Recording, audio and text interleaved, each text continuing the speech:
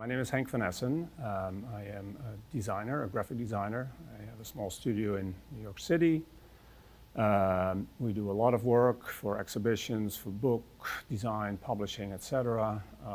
In addition, I also teach for many years now, both at Yale University, at Parsons, and then I've been lucky enough to do many workshops all over the world. So when digital capture came our way and we started having discussions with all of you, a variety of ideas percolated. By the nature of the research that we did on our end, we also really looked at the technology of the early digital cameras. The idea of indexing became an important, quality in both, like I said, the curating of the work and how you spoke about it. So that put that little seed in our mind. And so at some point, the idea that the identity really became a collection of different indexes of, the names of the artists, the names of the projects, the history of some of the project chronologies, etc. Particularly, we looked at a number of different typefaces, and again, from what I remember, some were really actually left over from early, technology based on the resolution of the screens at the time.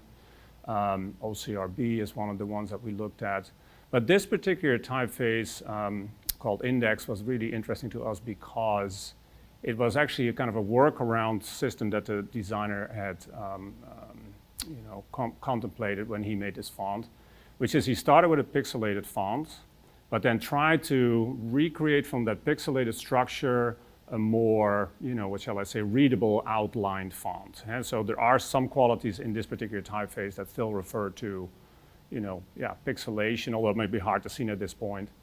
And then in addition, it's a monospaced font, which that's a whole other conversation we had. And it was nice how by justifying text, a lot of the words, really become part of a grid in its own right. And that might not immediately be visible to everybody, but the underlying structure is really based on that monospaced system, which of course was also quite common in the early computer renderings of typefaces in the 60s and 70s. The catalog for this exhibition was, I think it's fair to say, a kind of a nice surprise that occurred at the end. It was not always in the planning at the start. Typically, we design a book and we work on that for, let's say, half a year to a year, and then the exhibition starts. So often, the design of the book generates ideas, at least for the exhibition graphics as well.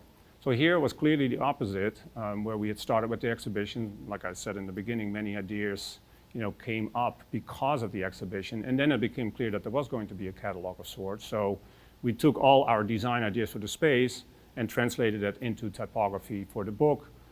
Like I also said in the beginning, had an indexical system that we had developed, of course, in the book applied really well.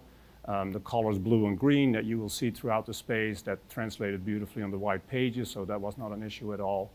And I feel in some ways in many ways, it was one of the easier book designs we did because so many decisions had originated from the design of the exhibition.